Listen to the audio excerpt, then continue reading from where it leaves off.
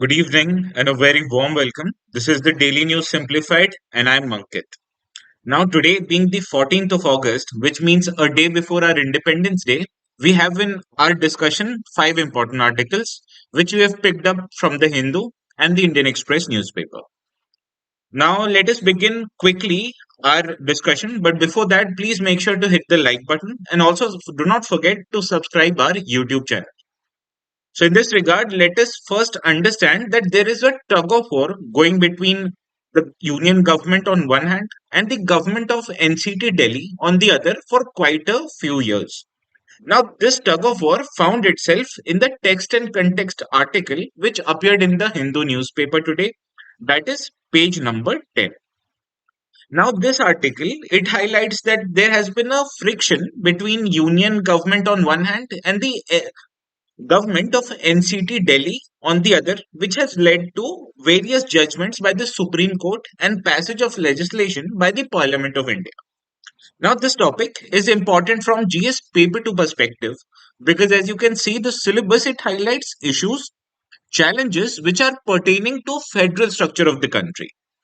So you can understand this topic is important from mains perspective.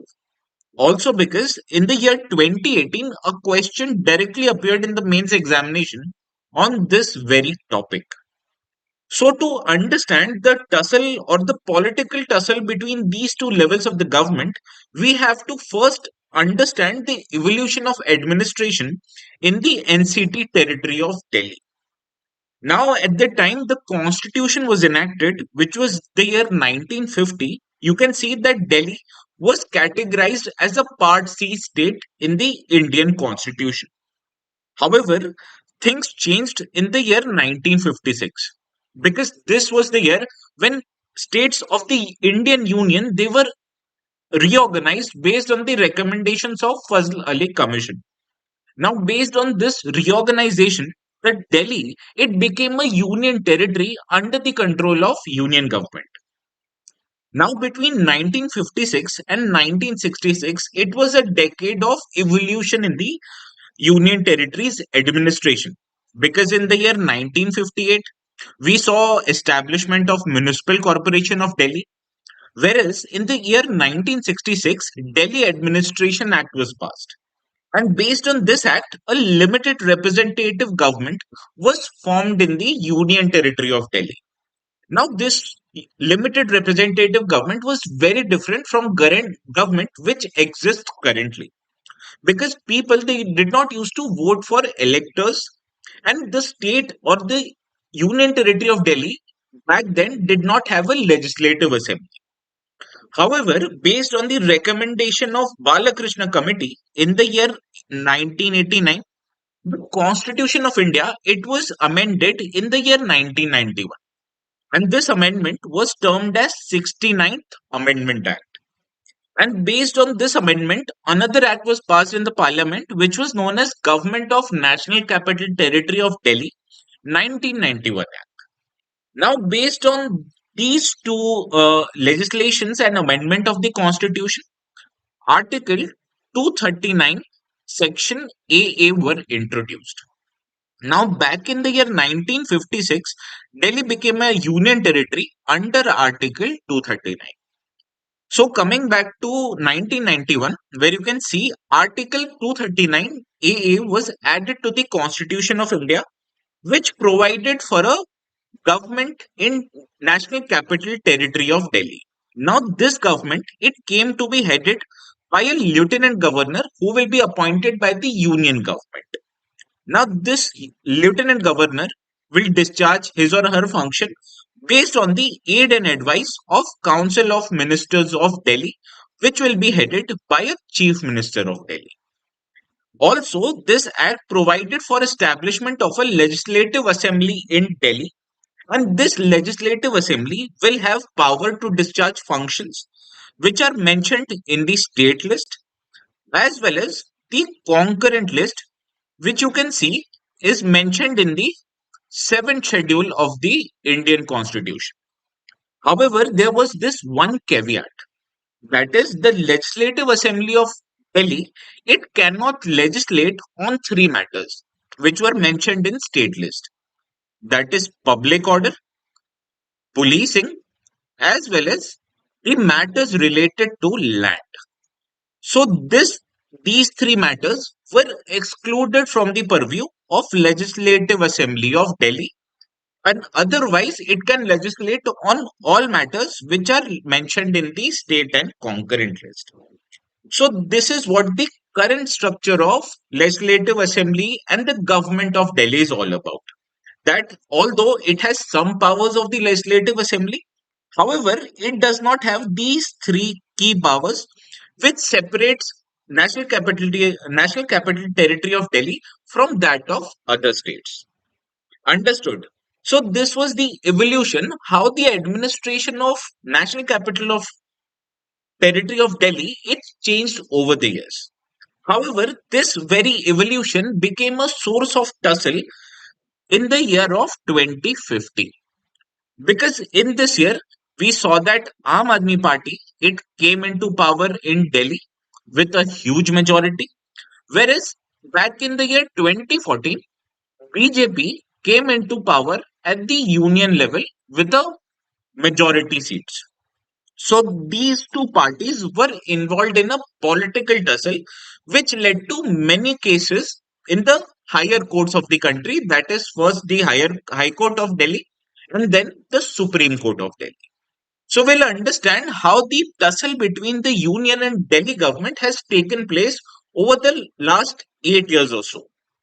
Now the first tussle between these two parties and by extension the two governments reached the High Court of Delhi, and the High Court of Delhi it ruled in favor of Lieutenant Governor back in the year 2016. And in this judgment, the Delhi High Court it held that the Lieutenant Governor of Delhi he exercised complete control in all matters relating to the administration of National Capital of Delhi. Now, this judgment it made the Lieutenant Governor head of the executive in the National Capital Territory of Delhi, and it in a way reduced the power of the elected government of Delhi. Now, naturally, this judgment of the Delhi High Court it was challenged with the Supreme Court of India, which gave a judgment in the year 2018. Now, under this judgment, the Supreme Court held that it invalidated the High Court's judgment, and it held that the Lieutenant Governor of Delhi cannot discharge all the matters based on his or her own discretion.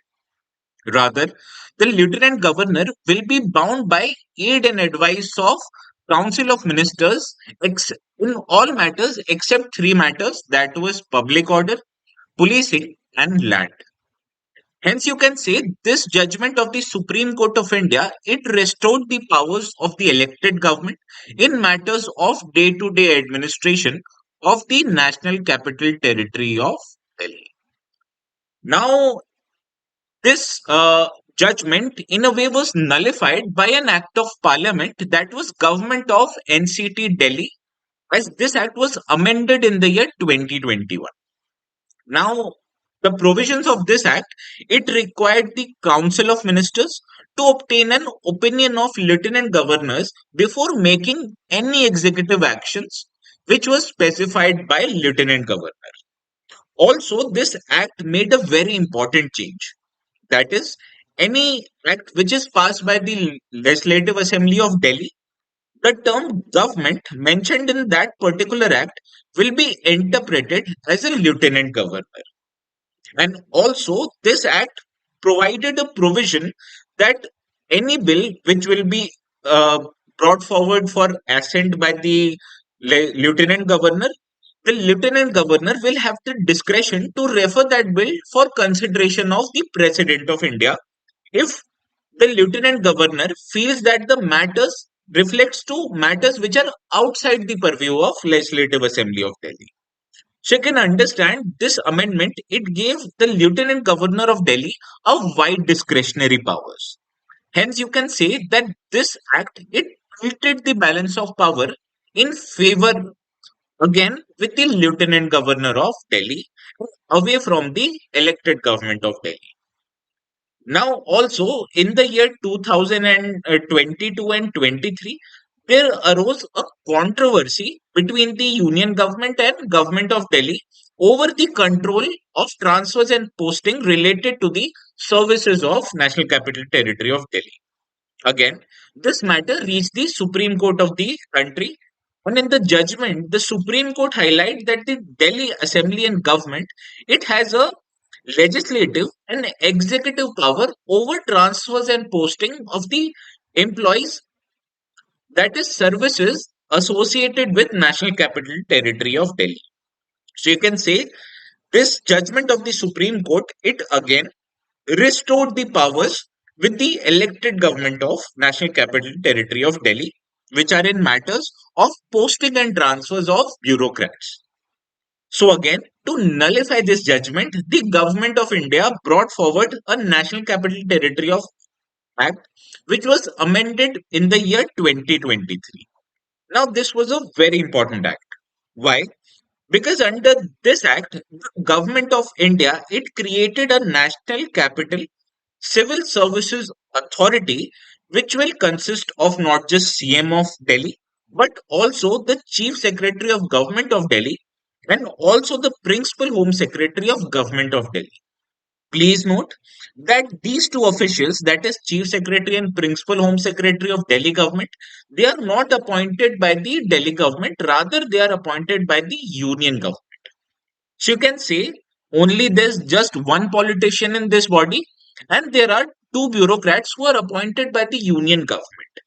And this body was made responsible for recommending transfers and posting, and this body will then recommend transfers and posting of bureaucrats to the Lieutenant Governor of Delhi. Also, this act made many important change that it upheld the primacy of Lieutenant Governor, such that the Lieutenant Governor can both approve and reconsider the decisions made by the National Capital Civil Services Authority, and also the prior opinion of Lieutenant Governor was must on certain matters such as establishing peace and tranquility in Delhi, the relations between government of Delhi and union government, and also even includes summoning and proroguing the session of Delhi Legislative Assembly. So all of these amendments, which was made under this particular act, it again reduced the importance of Delhi government in decisions relating to the transfers and postings of top bureaucrats. So you can understand any elected government, be it at state and union level, if they want to appoint their key bureaucrats in important ministries and departments. However, to remove this power, it goes against the very essence of parliamentary democracy. So, in this regard, let us understand what are the issues that are there with the current setup between union as well as government of NCT Delhi. Now, as I've already highlighted that succeeding amendments by the union government, it has given more powers to the central government, which includes discretionary powers to the lieutenant governor, and also it includes powers for transfers as well as posting of important bureaucrats. Now, this increased power to the central government by virtue of direct power and also indirect power, which is exercised through the lieutenant governor, it goes against the very principle of federalism in India. Further, the Supreme Court it highlighted that giving the powers of appointment to the central government, that includes powers to transfer and post key bureaucrats, it breaks what is called as a triple chain of accountability. Because in a parliamentary democracy like us, the bureaucrats they are responsible to ministers, which is the first level of accountability. And the second level of accountability is that these ministers are responsible to legislature of various states. And these legislature, they are again responsible for two people of India.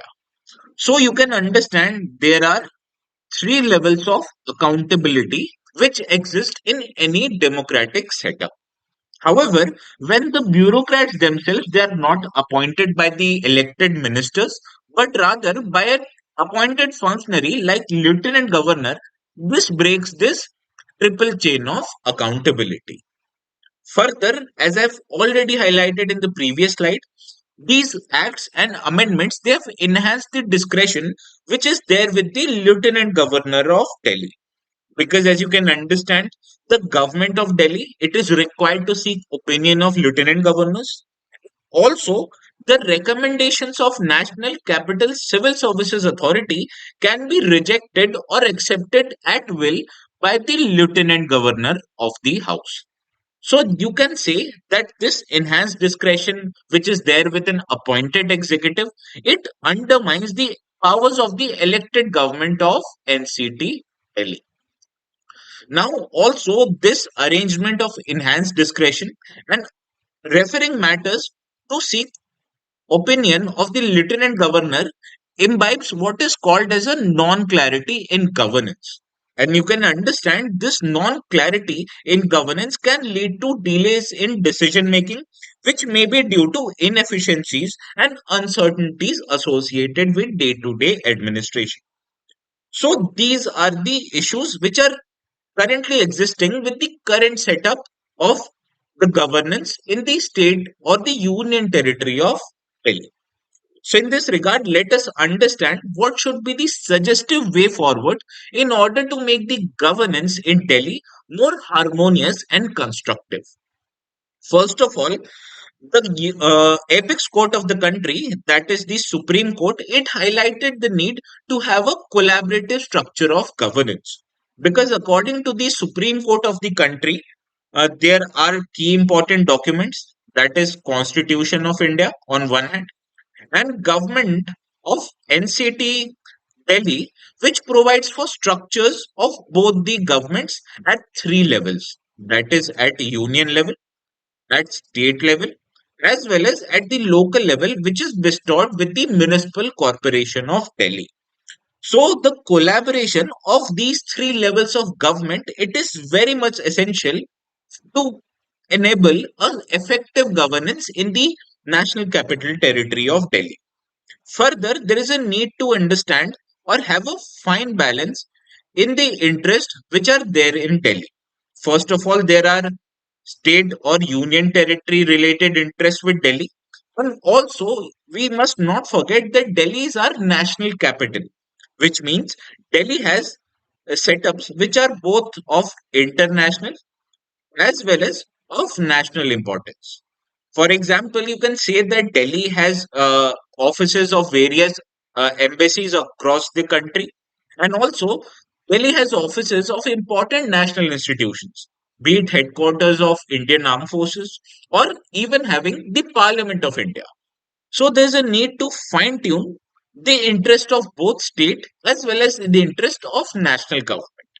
And in this regard, the today's article it highlights the need to have a separate demarcation based on the domain of Indian government. For example, the total territory of NCT Delhi it consists of somewhat around 1450 square kilometers area. Whereas on the other hand, the capital of US, that is Washington DC, it has a total area of about 177 square kilometers. So you can see the difference in size between the two important capitals across the world. And in this regard, the today's article it highlights that there is a need to separate or differentiate between the areas that are there in the National Capital Territory of Delhi. For example, the areas which are of national and international importance, they can be separated and these areas can be given to the union government and will be exclusively under the control of union government. Whereas the rest of the area, which is Delhi, can be given to the government that is the government of union territory. Hence, this article it highlights that there is a need for a domain demarcation. Hence, we must understand both these suggestions, that is, having a collaborative structure between various levels of government and having a different domain demarcation, requires constitutional trust between the bodies. And this particular suggestion can be undertaken after a constitutional amendment, which can be only done through a process of deliberation as well as process after reaching consensus between various important political stakeholders. So this was all for first article of the day. Hence, with this, we move to the second article of the day, which you can see appeared on the page 7 of the Hindu newspaper. Now, this article, if you can see very closely, in this article, it has been highlighted that the Jharkhand High Court has ordered the government of Jharkhand to identify the illegal immigrants which have emerged from countries such as Bangladesh. Now, usually this topic, it is important from GS paper 3 perspective because you can see the syllabus highlights security challenges and their management in border areas. Further, questions related to illegal migrations have been appearing in mains examination from time to time. Case in point, this PYQ of the year 2040.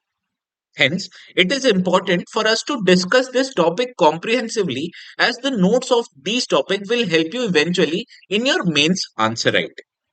Now, the topic of illegal immigration into important countries have been a key area of political conflict, not just in India, but across the world. And as you can see from this meme, this even was a political hot topic in the elections of United States. So, in this regard, let us understand what are the reasons for illegal migration or illegal immigration into India. First of all, let us understand the political climate of India's neighboring countries. For example, for the past few years in countries such as Myanmar, we have witnessed increased political instability. And this political instability has been because a coup was taken place in Myanmar by the country's military. Hence, this political instability it also resulted into persecution of section of population in Myanmar, which was Rohingya Muslims. Further, even in current circumstances, there is an immense political uncertainty in the countries such as Bangladesh. Now, this political instability creates an unstable and insecure climate in any country, which forces a section of individual to migrate into other nations. And in this regard, the people belonging to Myanmar and Bangladesh have immigrated into India because of their close cultural and linguistic ties. Further, there have been instances of persecution of minorities also in many countries. For example, in countries such as Pakistan and Bangladesh, we have witnessed persecution of minorities, primarily Hindus. Whereas previously, in last decade, we witnessed persecution of Tamil minorities in countries such as Sri Lanka. So, because of persecution of a minority population, these minorities they secure refuge in another countries, which in this case are countries such as India. Further, as you can understand, India's border they are quite huge because India has as much as 15,000 kilometers worth of borders. Now, especially these border areas in the eastern part of the country, they are more porous and have difficult terrains. So, these porous borders which have difficult terrain, it makes border management and border security a much more complex affair because agencies which are responsible for border management in these areas they are unable to patrol and monitor these borders due to difficult circumstances, and these difficult circumstances are then harnessed by the illegal immigrants to cross into Indian territory. Further, as you can understand, in the past few years or decades for that matter, India has witnessed increased economic growth, which has just not just generated economic or employment opportunities for Indian citizens, but it also acts as a source of attraction for people who live in lesser developed areas. So these are the four reasons, such as political instability in neighboring countries, or persecution of minorities in countries such as Pakistan and Bangladesh, which has created avenues for illegal immigration into India. Whereas the nature of porous borders and difficult terrain makes it easier for illegal migrants to cross into Indian territories because it is difficult for border protecting organizations to man and patrol these areas. And also, India's growth factor has acted as a source of attraction for people living in lesser developed areas. So, these are the sum total of reasons which are responsible for illegal immigration in India. Now, Let us discuss why is illegal immigration considered a threat in India.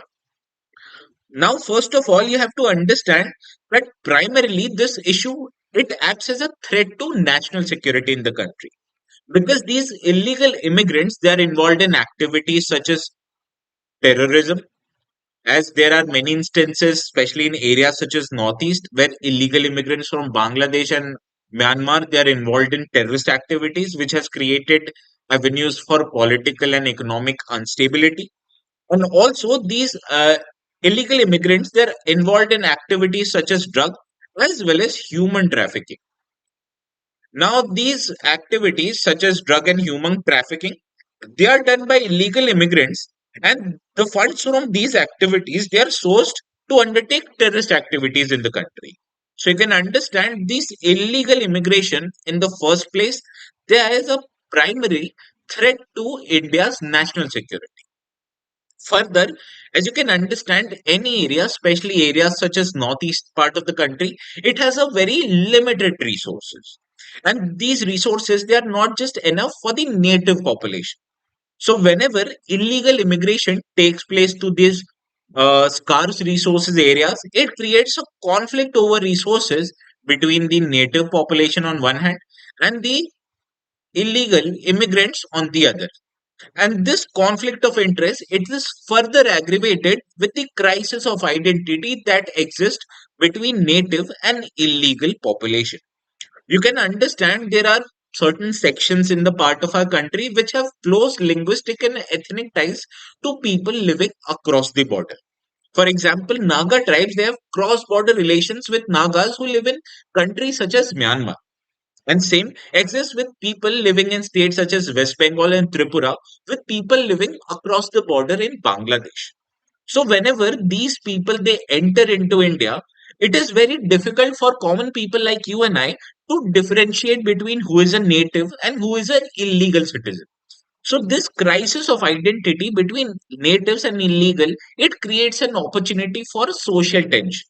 Hence, you can understand it aggravates the social cohesion which is there in the community, and it creates opportunities for conflict between natives and illegal population. Further, to adjust and accommodate these illegal immigrants into our territory, it requires an immense amount of financial support by the government. Because as you can understand, these illegal immigrants, they are primarily poor in nature who do not have substantial health and educational facilities. Also, the housing facilities that are available to them are not permanent in nature. So, to accommodate these sections of population, the government is under significant financial burden and it has to undertake separate budgetary measures just to provide for illegal immigrants.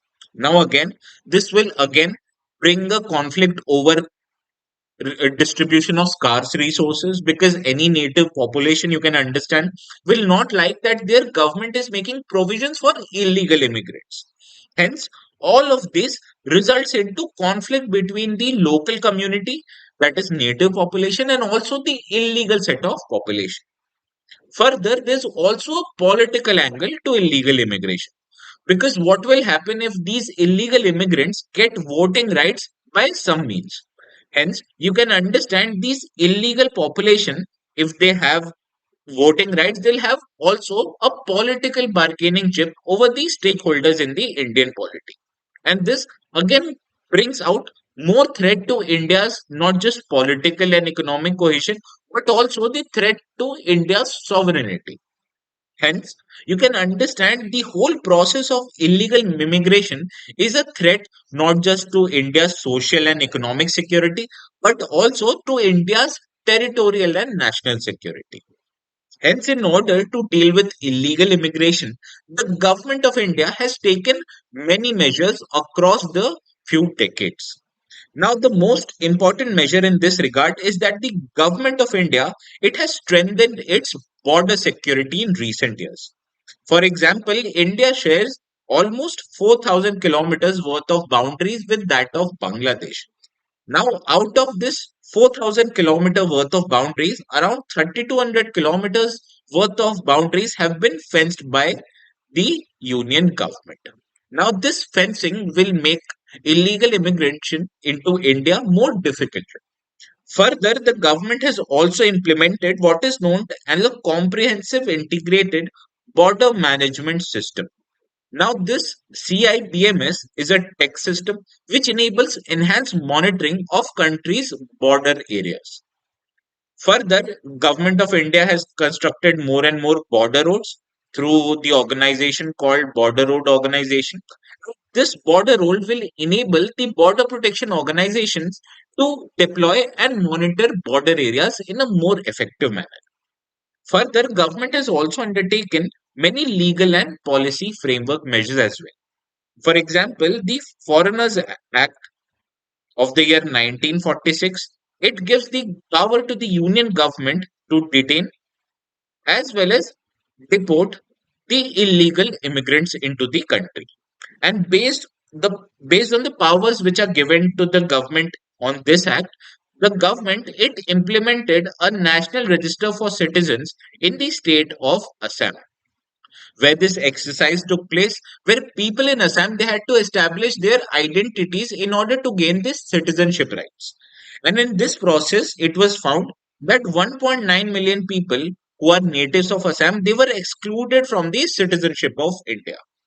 So these are the legal and policy frameworks which has enabled the Indian government not just to identify legal immigrant but also to detain and deport these illegal immigrants to their source countries. Further, Government of India has also undertaken measures to cooperate diplomatically with neighboring countries. And the most important case in this regard is the cooperation with Bangladesh. Now, back in the year 2015, the government of India it signed a land border agreement with that of Bangladesh, which enabled the government of India to exchange few enclaves which are located in India with that of corresponding enclaves located in Bangladesh. Now, this exchange of enclaves between these two countries it reduced the problems of illegal immigration between these two countries to some extent.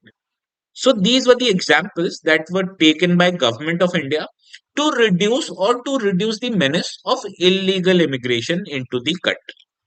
So in this regard, let us understand what should be the way forward in order to further minimize the scale of illegal immigration into India. Now, the first measure in this regard is to first of all have an effective policy by the Government of India, because currently there's a UN convention on refugees which was enacted in the year 1951. Now, this UN Convention of Refugees make it mandatory on the signing parties to give refuge to persecuted minorities.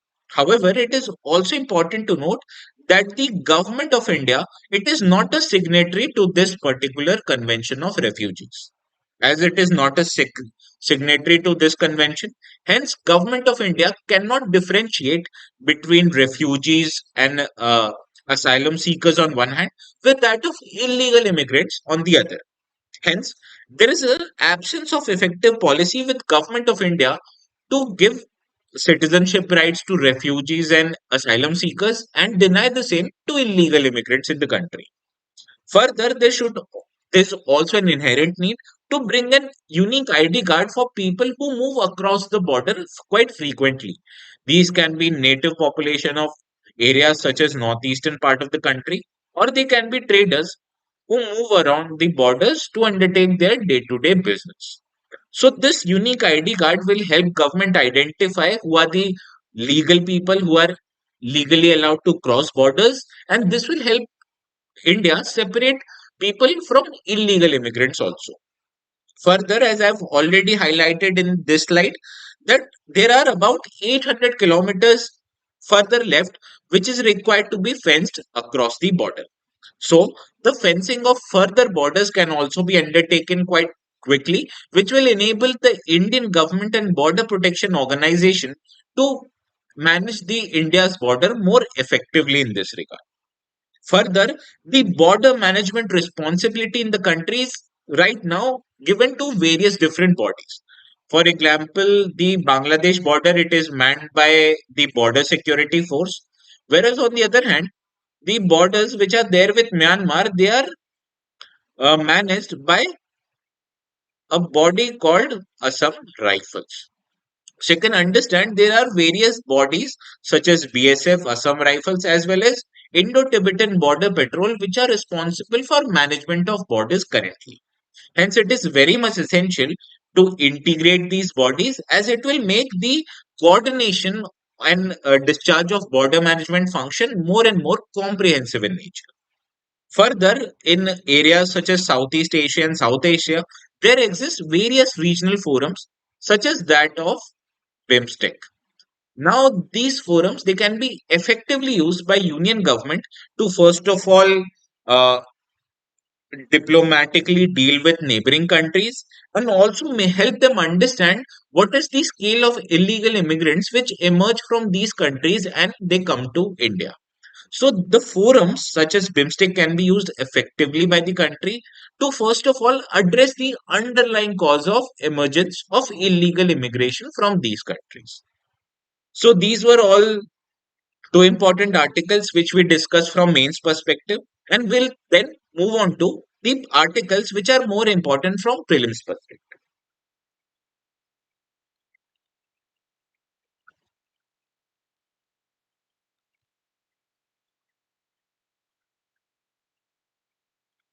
So with this, we move to next set of articles which are more oriented towards prelims examination. And the first of this article, it appeared, as you can see, sorry, it appeared in page 10 of the Hindu newspaper. Now, this article highlights that does India have laws related to movement of ballast water? Now, there are various laws which deals with movement across the seas, and this particular topic is important from prelims examination. And why am I saying that? Because as you can see, in the year 2022, a question appeared on UN Convention on Laws of Sea. And also, this important agreements which involve India or affect India's interest are important from the perspective of GS paper 2 syllabus. So, before understanding what are these laws related to ballast water and its movement, let us first understand what is the role of ballast water in shipping functions. Now, for example, as you can understand, a ship is a massive metal object which floats over water. Now, these cargo ships they have a capacity to carry huge amount of cargoes with them, and the cargoes which are there on the ship makes the ship heavier, and it enables ship to sink further into the water. Hence, whenever there is no cargo with the ship, it naturally makes the ship lighter, and hence ship floats somewhat above the water level, and this makes the ship somewhat unstable in nature. So, as to increase the maneuverability of ships in deep oceans, we require ships to have some amount of weight. And hence, whenever the ship is not carrying cargo, there is a function in the ship which allows the tank that exists in the ship to be filled with water from the water bodies or the oceans. Now, this water body, when filled into the tank of ship, it naturally will make the ship more and more heavier, and hence it increases the capacity or the maneuverability of ship in deeper waters.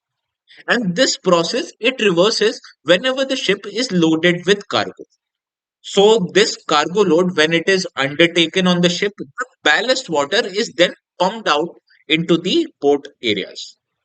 Now you can understand whenever the ship undertakes or absorbs the waters into its ballast tanks, and whenever it discharges the waters into the water bodies, it can also lead to uptake and discharge of organisms into various different bodies.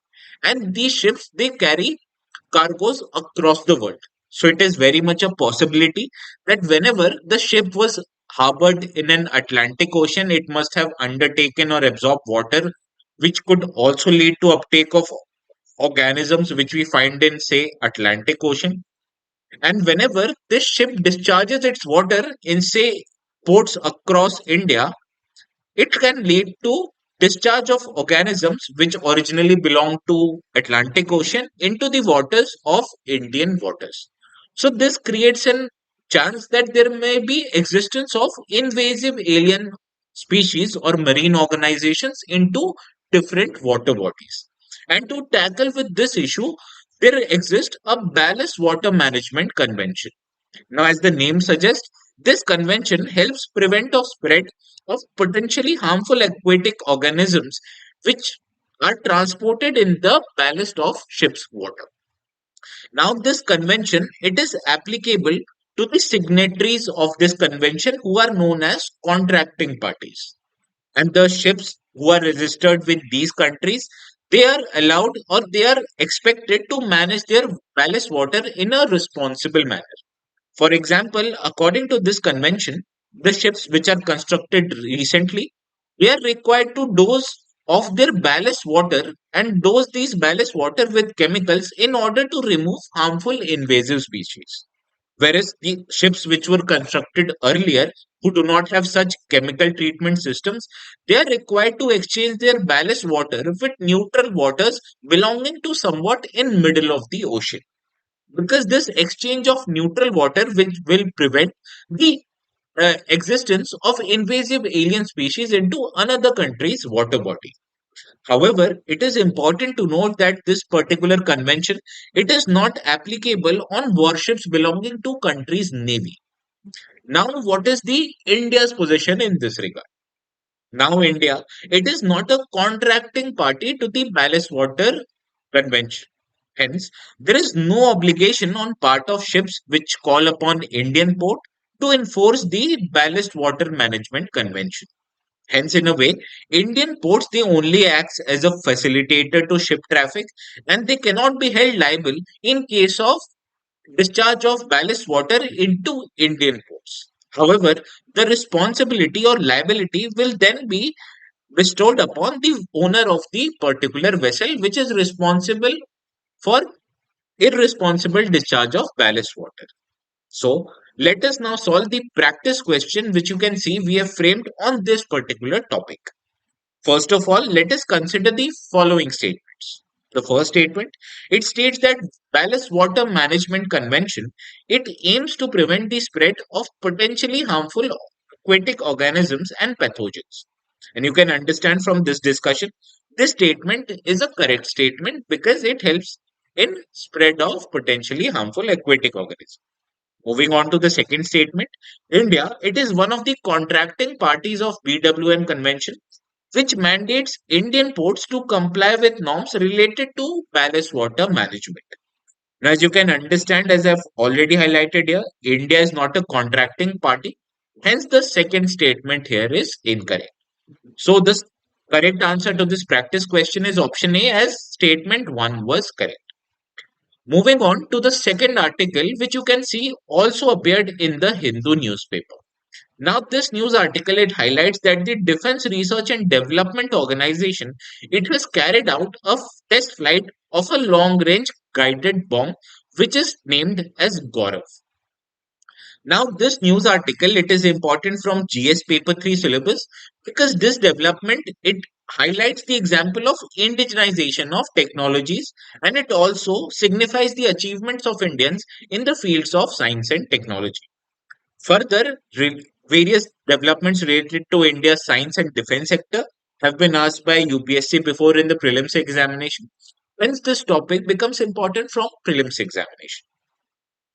Now, in this regard, let us understand what is this long-range guided bomb, which is termed as Gaurav by the uh, DRDO. Now, this Gaurav, it is an air-launched 1,000 kilogram guided bomb, which is capable of hitting targets at a long distance. Now, as you can understand, after these bombs are launched, these bombs they navigate towards their target using a precise hybrid navigation system, which you can understand combines inertial navigation system and also the data belonging from navigation systems such as GPS data. Further, it is important to note that this bomb system was designed and developed indigenously by research center which is located in Hyderabad. Now, previously, if you can recall, India undertook bombing of terrorist camps in the city of Balakot, which is located in Pakistan.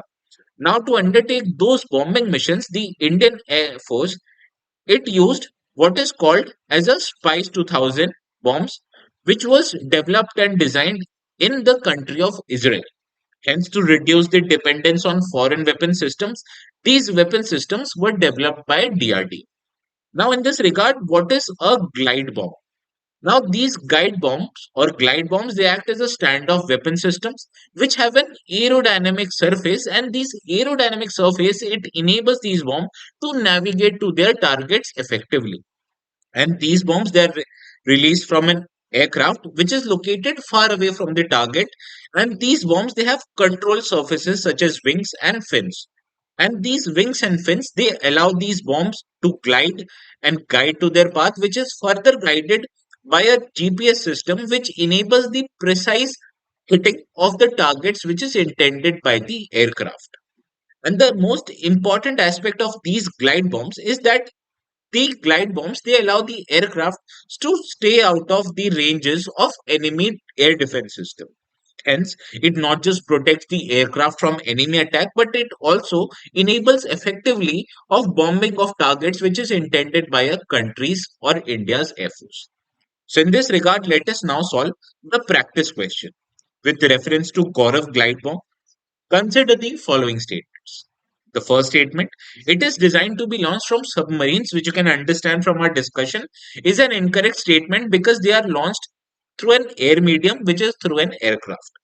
Moving on to the second statement, it is capable of hitting targets over a long distance, which is a correct statement. And the third statement, these bombs, they navigate through targets using an inertial navigation system and GPS data, which again is a correct statement. Hence, from our today's discussion, we can see that both these statements are correct. Hence, option D is the right answer. Now, with this, we move to the last article of the day, which you can see appeared in the Indian Express, that is the explained section of the Indian Express newspaper.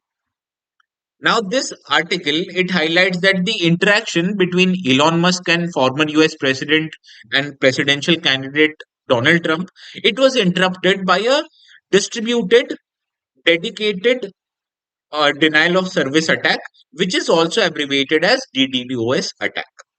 Now, to understand what is this DDoS attack, let us first understand the importance of this topic. Now, the GS Paper 3 syllabus, if you can see very closely, it highlights the awareness in the field of IT and computers. Further, in the year 2018, you can see questions appeared on cyber attacks and ransomwares, which were in news back then.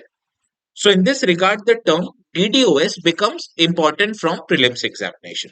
Now, what is this distributed denial of service attack?